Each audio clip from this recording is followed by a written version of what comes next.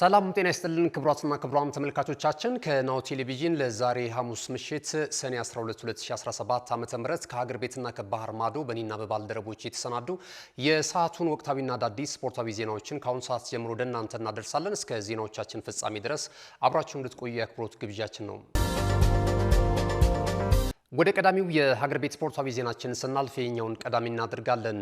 ጅማሮን ካደረገ ሶስተኛ ቀኑን ባስቆጠረው በስድስተኛው መላው የኢትዮጵያ ጨዋታ ላይ የተለያዩ ውድድሮች እየተከናወኑ ተከታይ ውጤቶች ተመዝግበዋል።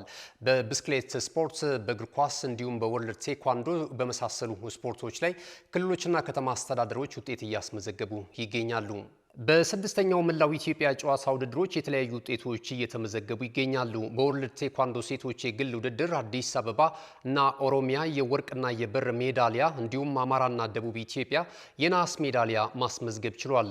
በወንዶች ኦሮሚያ ወርቅ፣ አዲስ አበባ ብርና አማራና እንዲሁም ቤኒሻንጉል የነሐስ ሜዳሊያዎች ተሸላሚ ሆነዋል።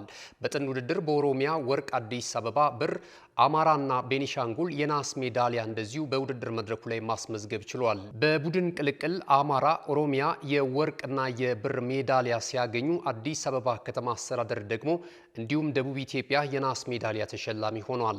የኢትዮጵያ ኢንተርናሽናል ቴኳንዶ ስፖርት የተመዘገበው ውጤት በአዋቂ ሴቶች ነጠላ ፓተርን ኦሮሚያ፣ አማራና አዲስ አበባ ከ1 እስከ 3 ያለውን ደረጃ በመያዝ ከወርቅ እስከ ነሐስ ሜዳሊያ ያገኙ ከተማና ክልል አስተዳደር ሆኗል። በአዋቂ ወንዶች በነጠላ ፓተርን ኦሮሚያና አዲስ አበባ የወርቅና የብር ሜዳሊያ ተሸላሚ ሲሆኑ በአዋቂ ሴቶች ፓተርን ቀይ ቀበቶ አዲስ አበባ፣ አማራና ኦሮሚያ የወርቅ የብርና የነሐስ ሜዳሊያ እንደዚሁ ከውድድር መድረኩ ማግኘት ችሏል። በብስክሌት ስፖርት ውድድር የግል ክርኖ ወንዶች ትግራይ፣ አዲስ አበባ፣ ኦሮሚያ፣ ድሬዳዋ፣ ማዕከላዊ ኢትዮጵያና ሲዳማ ክልል ተወዳዳሪዎች የተሻለ ሰዓት አስመዝግበዋል። በቡድን ክርኖ ትግራይ፣ አዲስ አበባ፣ ኦሮሚያ፣ ድሬዳዋና ማዕከላዊ ኢትዮጵያ ተወዳዳሪ ስፖርተኞች በተሻለ ሰዓት በመግባት የውድድሩ አሸናፊ ሆኗል። ስድስተኛው የመላው ኢትዮጵያ ጨዋታዎች እስከ ሰኔ 19 ድረስ በኦሮሚያ ክልል ጅማ ከተማ አስተናጋጅነት እንደዚሁ እንደሚቀጥሉ ያገኘነው ዘገባ ያመለክታል።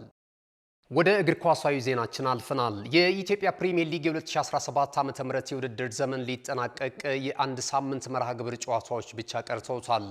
የፊታችን እሁድ ጅማሯቸውን የሚያደርጉት የሊጉ የውድድር ዓመቱ የመጨረሻ ጨዋታዎች ሁሉም ጨዋታዎች በአዳማ ሳይንስና ቴክኖሎጂ ዩኒቨርሲቲ ስቴዲየም እንዲከናወን ሊግ ሼር ካምፓኒው ውሳኔ አስተላልፏል።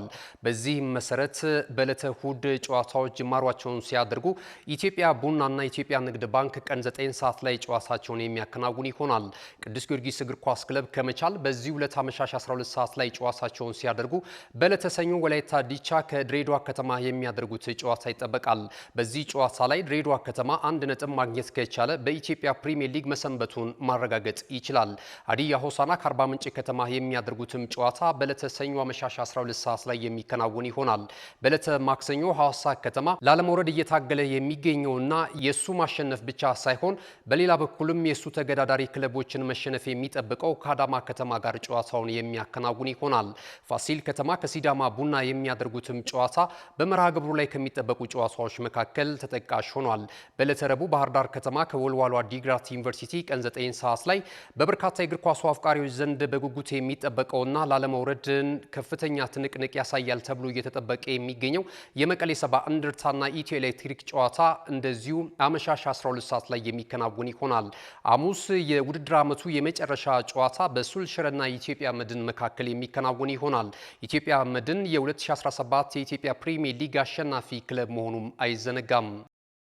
ወደ መጨረሻው የሀገር ቤት ስፖርታዊ ዜናችን ስናልፍ አትሌቲክስ እናገኛለን። በነገው ዕለት በፈረንሳይ ፓሪስ በሚካሄደው የዳይመንድ ሊግ ውድድር መድረክ ላይ ኢትዮጵያን አትሌቶች ይጠበቃሉ። በተለይ በወንዶች 5000 ሜትር የሚሳተፉት ኢትዮጵያን አትሌቶች የአሸናፊነት ቅድመ ግምት ተሰጥቷቸዋል። በዚህም መሰረት ዮሚፍ ቀጀልቻ፣ አዲስ ይሁኔ፣ ሳሙኤል ተፈራና ደራ ዲዳ በዚህ የውድድር መድረክ ላይ የአሸናፊነቱን ቅድመ ግምት አግኝቷል። በተመሳሳይ በሴቶች እንደዚሁ በ3000 ሜትር መሰናክል ሲምቦ አለማየሁ የውድድር መድረኩ አሸናፊ ትሆናለች የሚል ቅድመ ግምት ተሰጥቷቸው እየተመለከትን እንገኛለን። ይህ ናሁ ቴሌቪዥን ነው። ክቡራትና ክቡራን ተመልካቾቻችን ቀደም ሲል የሀገር ቤት ስፖርታዊ ዜናዎችን ወደ እናንተ አድርሰናል። ከዚህ ሰዓት ጀምረን ደግሞ ከባህር ማዶ የተለያዩ የወሬ ምንጮች ያሰናዳናቸውን ስፖርታዊ ዜናዎች ወደ እናንተ የምናደርስ ይሆናል። አብራችሁኑ ነው።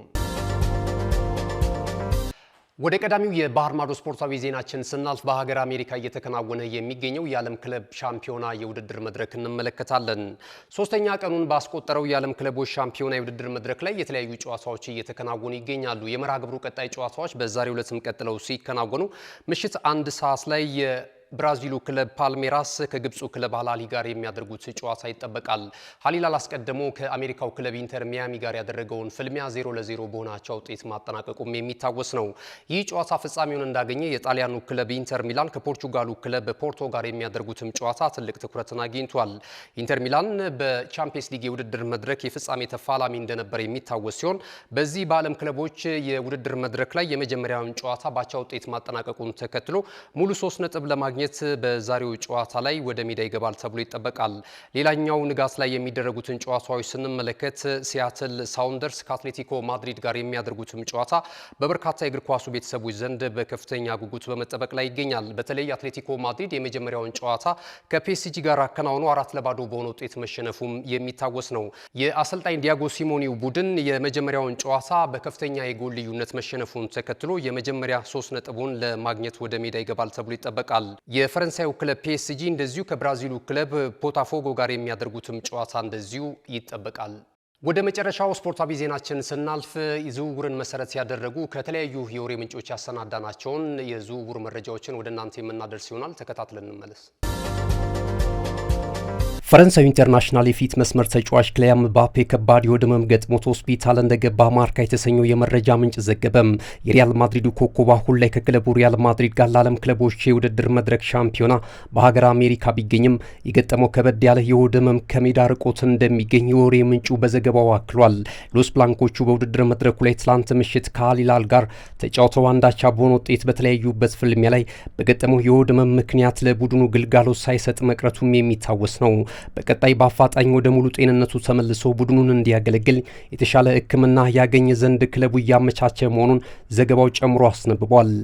የመድፈኞቹ የአማካኝ ስፍራ ተጫዋች ቶማስ ፓርቴ በመድፈኞቹ አዲስ የውል ኮንትራት እንደማይፈርም በመዘገብ ላይ ይገኛል። ጋናዊ ኢንተርናሽናል የስፔኑን ክለብ አትሌቲኮ ማድሪድን በመልቀቅ ከ3 ዓመታት በፊት የሰሜን ለንደኑን ክለብ አርሰናልን ከተቀላቀለ በኋላ በየጊዜው ከሚገጥሙት ጉዳቶች ጋር እየታገለ የመሰለፍ ዕድል ባገኘባቸው ጨዋታዎች ሁሉ ያለውን ክሎት ለማሳየት ከፍተኛ ጥረት ቢያደርግም ክለቡ ተጫዋቹን ለማቆየት ፍላጎት እንደሌለው ተዘግቧል። በአርሰናል ቤት ከቆየባቸው ዓመታቶች ሁሉ በተለየ ሁኔታ የዘንድሮ ዓመቱ አስደናቂ እንቅስቃሴ ሲሞካሽለት ቢቆይም አሁን ላይ እየወጡ ያሉ መረጃዎች ክለቡ ከሳምንታዊ ደሞዝ ጋር በተያያዘ ውሉን ለማደስ ፍላጎት እንደሌለው ተነግሯል። የምዕራብ ለንደኑ ክለብ ቼልሲ አሁንም የ9 ቁጥር የፊት መስመር አጥቂ ማደኑን ተያይዞታል። በክለቡ መልማዮች ራዳር ውስጥ ከሚገኙ ተጫዋቾች መካከል ብራዚላዊ የ23 ዓመቱ ተጫዋች ጆዋ ፔድሮ ቀዳሚው ነው ተብሏል። ሰማዮቹ ይህንን የፊት መስመር ተጫዋች ለማስፈረም ከተጫዋቹ ባለንብረት ክለብ ብራይተን ጋር በመነጋገር ላይ እንደሚገኝ ተዘግቧል።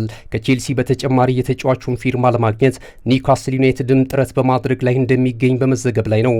ተጫዋቹ በተጠናቀቀው የውድድር ዓመት በሊጉ ብቻ 27 ጨዋታዎችን አድርጎ በ16 ግቦች ላይ ቀጥተኛ ተሳትፎ እንደነበረውም አይዘነጋም። የፕሪሚየር ሊጉ ክለቦች አርሰናልና ማንቸስተር ዩናይትድን ጨምሮ በሳውዲ ፕሮ ሊጎች ዘንድም በከፍተኛ ሁኔታ እየታደነ የሚገኘው የብሬንትፎርድ ሲቲው ተጫዋች ዮሐን ዊሳ በተከፈተው የዝውውር መስኮት ክለቡን ለቆ ወደ ሌላ ክለብ ለማምራት ፍላጎቱ ከፍተኛ መሆኑ ተዘግቧል። አሰልጣኙን በቶተንሃም ሆትስፐርስ የተነጠቀው ክለቡ አሁን ላይ ደግሞ ወሳኙን የፊት መስመር ተጫዋች ሊያጣ ስለመቃረቡ ተሰምቷል። አፍሪካዊ ኮከቡን ለማግኘት አርሰናልና ማንቸስተር ዩናይትድ ከፍተኛ ፍላጎት እንዳላቸው የተገለጸ ሲሆን የተጫዋቹ ባለንብረት ክለብ ብሬንትፎርድ ሲቲ ከተጫዋቹ ዝውውር ቢያንስ እስከ 50 ሚሊዮን ፓውንድ ድረስ ይፈልጋል ተብሏል። ክቡራትና ክቡራን ተመልካቾቻችን ከናሁ ቴሌቪዥን ለዕለተ ሐሙስ ምሽት ሰኔ 12 2017 ዓ.ም በእኔና በባልደረቦቼ የተሰናዱ የሀገር ቤትና የባህር ማዶ ስፖርታዊ ዜናዎቻችን ይህንን ይመስሉ ነበረ። ከናሁ ቴሌቪዥን ጋር መልካም ቆይታ ይሁንላችሁ። መልካም ጊዜ